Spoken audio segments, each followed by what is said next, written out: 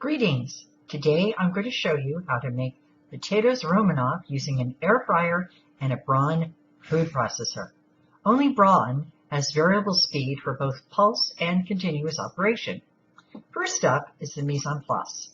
To skin on potatoes, butter, sour cream, shallots, pepper, chives, paprika, white cheddar, shaved Parmesan, and breadcrumbs. First, bake the potatoes in the air fryer and let them cool until you can safely remove the skin. Using the grating disc, put the dial at 1 and put the potatoes in the tube. Use the pusher to push the potatoes through the grater. Make sure you use 1, otherwise you will have mush. Put the potatoes in a bowl. Add the shallots, pepper, white cheddar, and chives. Add the sour cream and a little paprika. Mix it all lightly with a fork. Put the mixture into an 8-inch baking dish. Melt the butter and set it aside. Top the potatoes with breadcrumbs and sprinkle the shaved Parmesan on top. Drizzle the melted butter over all.